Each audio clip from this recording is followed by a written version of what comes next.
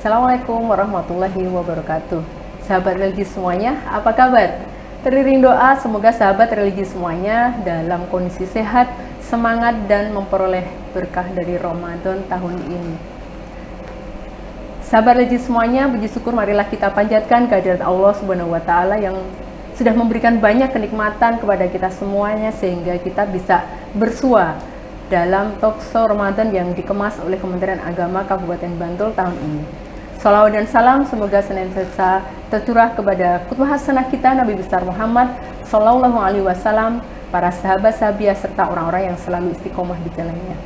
Ya sahabat religi semuanya, bersama saya Tias Suning di sini akan memandu acara talkshow Ramadan 1444 Hijriah yang dikemas oleh Kementerian Agama Kabupaten Bantul. Tema tahun ini adalah Kementerian Agama Kabupaten Bantul Hebat. Ini merujuk dari tagline Kementerian Agama Republik Indonesia, Kerukunan Umat untuk Indonesia Hebat. Nah, narasumber yang sudah hadir bersama kita insya Allah juga orang hebat gitu ya. Insya Allah kita mencoba untuk menghadirkan orang-orang hebat yang ada di Kementerian Agama Kabupaten Bantul supaya bisa menginspirasi sahabat religi semuanya. Siapakah dia narasumber pada sore hari ini? Ya, beliau adalah Bu Siska. Nanti nama lengkapnya bisa kenalan sendiri ya, gitu ya. Ternyata kita sudah pernah ketemu ya ini Bu Siska. Sebelumnya ternyata kita sudah pernah bertemu ini. Jadi oh iya ternyata dulu pernah ketemu di mana ya itu ternyata waktu masih belum menikah ya Bu Siska ya. Betul sekali. Ya, nama beliau, nama lengkap ya, ini saya sebut saja, nama lengkap beliau adalah Bu Siska Yuniati, saya panggil Bu ya, oh, iya, atau dipanggil Dek itu kan enggak, ini ya, lebih enak Bu gitu ya, karena Bu guru beliau itu, ya. Beliau adalah guru di MTS 3. Negeri 3. Oh ya, MTS 3 Bantul dia. Ya, beliau dulu S1-nya itu di pendidikan bahasa, kemudian S2-nya juga mengambil pendidikan bahasa Indonesia. Jadi memang beliau konsentrasinya yaitu di bahasa. Ya, langsung kita sapa saja Bu Siska. Assalamualaikum Bu Siska. Waalaikumsalam. Gimana kabarnya? Alhamdulillah luar biasa. Terima kasih sudah jauh-jauh datang ke Kemenak ya sore hari ini. Senang sekali bisa di Ya, sini. semoga nanti bisa menginspirasi nih guru-guru di Kementerian Agama Kabupaten Bantul gitu ya. Ya, langsung saja Bu Siska. Jadi banyak sekali nih prestasi yang diraih Bu Siska. Yang terakhir itu kemarin menjadi guru berprestasi gitu ya di Kanwil Kemenang DIY. Dan masih banyak lagi nih motivasi Bu Siska itu ya. Ini langsung saja ya. Jadi sebenarnya motivasi Bu Siska itu apa sih gitu ya, sehingga bisa menghasilkan banyak sekali karya itu ya. Banyak sekali nih, dia ada yang tingkat nasional gitu ya, ada yang tingkat internasional sudah ada belum nih Bu ya? Regional gitu ya, provinsi, banyak sekali. Monggo Bu Siska. Ya, terima kasih Bu Tias ya. Ini sebenarnya kawan lama ketemu kembali. Baik, untuk motivasinya itu saya tidak muluk-muluk ya. Yang pertama memang tugas sebagai guru itu yang menjadi motivasi saya, bahwa guru itu adalah role model. Jadi guru itu kita bertemu dengan siswa tidak hanya hari ini, tetapi saya ingin siswa itu tertanam sampai mereka dewasa. Jadi barangkali kita ketemu di madrasah itu baru kita membuka gerbang saja, tetapi perjalanan mereka masih panjang dan saya sangat senang sekali ketika mereka sukses meraih cita-cita yang diinginkan dan itu masih teringat. Oh iya, dulu saya pernah punya guru seperti ini dan saya ingin seperti beliau. Itu sangat-sangat membahagiakan.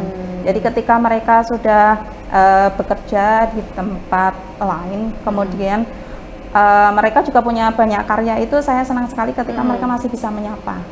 Bu, saya siswa buku masih ya, masih ada yang menyapa begitu ya? Ya, alhamdulillah. Bahkan ketika karya saya atau wajah saya terpampang di koran itu, tapi dalam tanda kutip baik ya, itu mereka itu hubungi, Bu, saya pernah baca tulisan Ibu di majalah, di koran gitu. Senang sekali itu.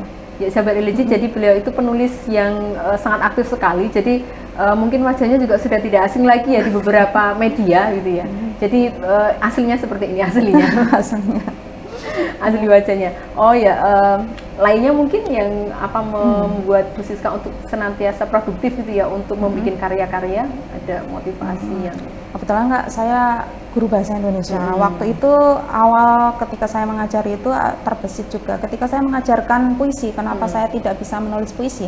Itu yang saya kejar, jadi saya nulis puisi terus sampai itu dimuat di majalah atau menang lomba. Kemudian mengajarkan cerpen, kemudian saya berusaha menulis cerpen, kemudian karya tulis itu juga ada. Jadi itu apa ya, ketika saya mengajarkan siswa itu akan lebih mengena ketika mereka mempunyai contoh. Nah, itu yang membuat saya termotivasi untuk terus berkarya. Kemudian hal yang lain, sampai hari ini saya juga menemukan seiring waktu bahwa memang guru itu harus adaptif, harus bisa menyesuaikan diri. Ternyata ketika saya belajar di kampus itu berbeda sekali menghadapi kenyataan di lapangan, dan itu memang harus diolah ya, diasah. Kita harus mau belajar itu. Jadi adaptif bisa perkembangan zaman, kemudian adaptif juga ini perubahan kurikulum itu juga sangat berpengaruh. Iya, betul. Kita harus bisa, gitu ya, betul sekali, dan harus bisa menyesuaikan. Kemudian adaptif juga menghadapi anak-anak. Jadi anak-anak era ketika saya awal jadi guru dengan yang sekarang itu sudah berbeda. Menjadi guru sejak tahun berapa? Tahun 2005. 2005. Oh ya, sudah lama ya berarti. Ya, 18 tahun ya, anak remaja lah. Berarti mengalami ini ya, perubahan seperti apa sih generasi yang waktu itu dengan generasi sekarang, apalagi setelah pandemi itu ya? Ya, memang beda sekali ya Bu Tias ya. Waktu awal itu anak-anak itu mungkin nakalnya ya nakal seperti itulah, tidak terlalu kritis seperti sekarang itu.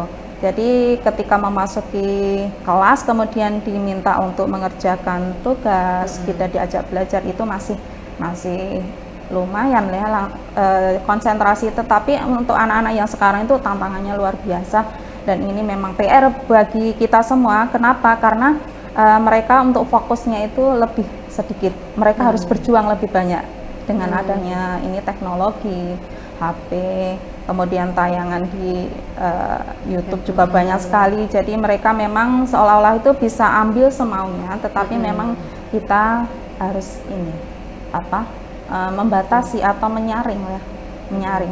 Ya boleh ambil, tetapi itu yang dibutuhkan, itu yang diperlukan. Ibaratnya nutrisi, ambillah yang bergizi gitu. Dan itu jadi guru memang ini ya, adaptif sekali untuk anak-anak sekarang. Kita dari bahasanya juga ya, bahasanya tidak seperti dulu. Kalau dulu kan kita bisa langsung ini ABC, kita perintah ya, dalam tanda kutip itu perintah, tetapi kalau anak-anak sekarang tidak bisa. Oh begitu. Iya, kita harus jadi teman, sahabat. Ya, menarik sekali ya. Tapi mohon maaf sebelumnya karena kita harus break, nanti kita lanjut setelah break berikut.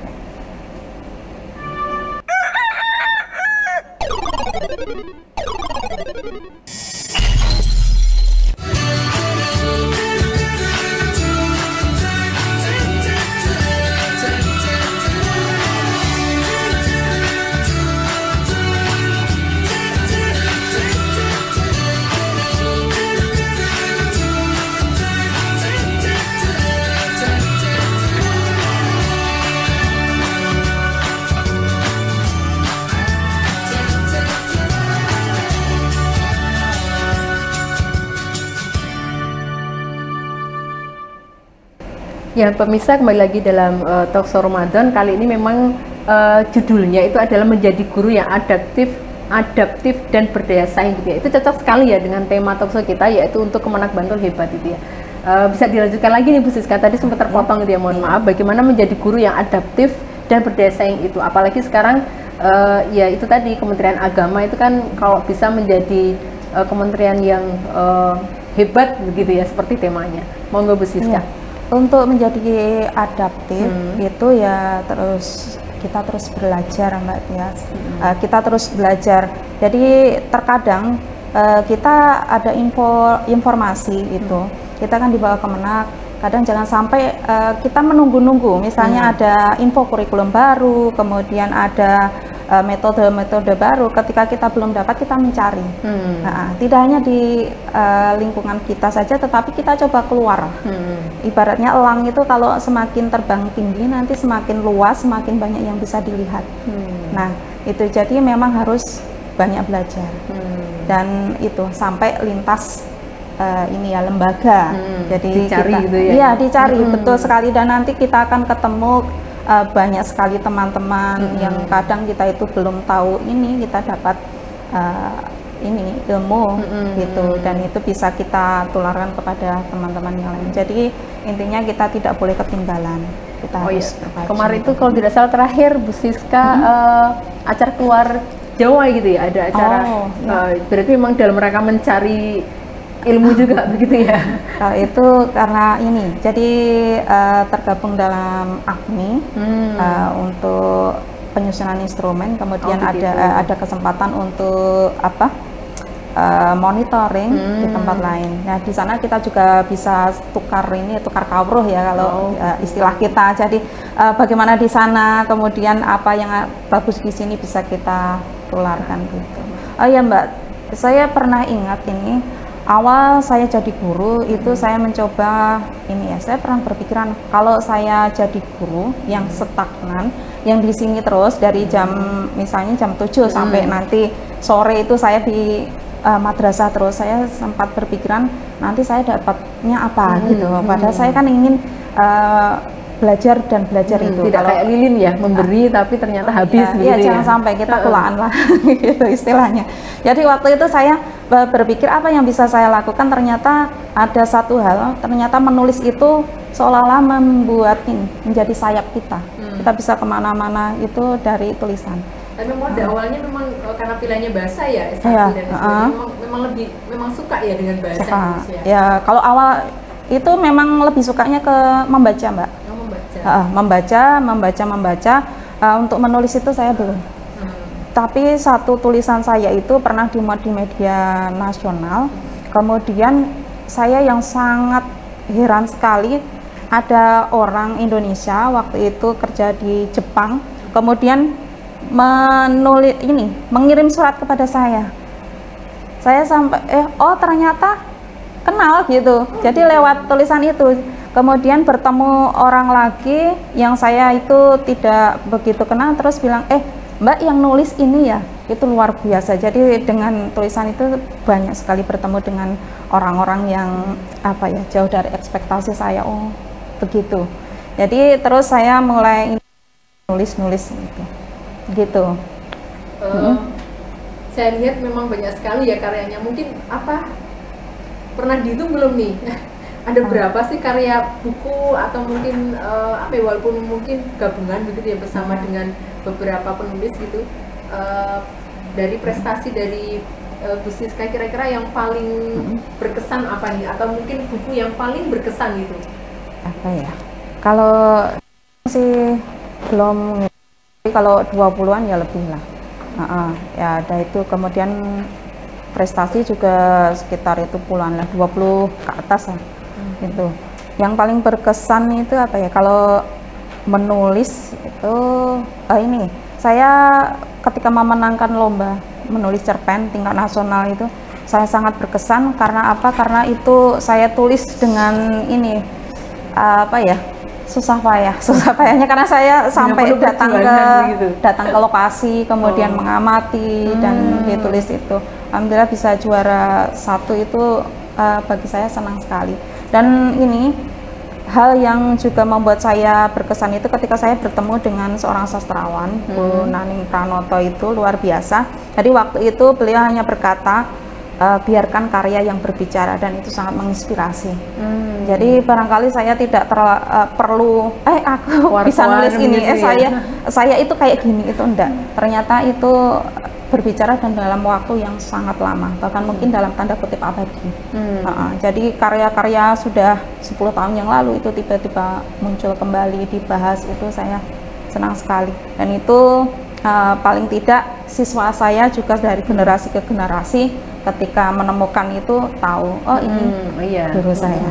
Betul. Gitu. Nah ini nih karena tadi banyak karya itu ya, dan juga banyak prestasi, ada trik atau tip khusus enggak gitu yang bisa ditularkan ke guru-guru yang lainnya ini? Kok sampai produktif sekali gitu?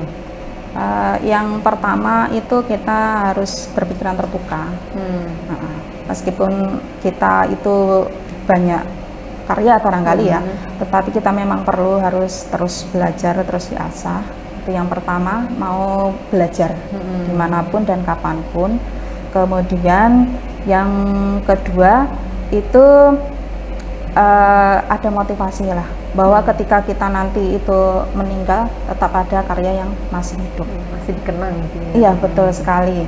Kemudian berikutnya ini terus kerja, terus fokus pada karya, karena itu yang akan ini menghebatkan semua. Ya, dari tulisan-tulisan itu kalau kita sebagai guru Kemenak itu juga akan dikenal oleh orang lain. Tidak hanya di lingkungan Kemenak, tidak hanya di lingkungan di madrasah kita, tetapi nanti jauh itu akan dikenal banyak orang. Kemudian relasi kita juga semakin banyak. Kemudian harapannya apa yang kita lakukan itu bermanfaat untuk banyak orang, begitu.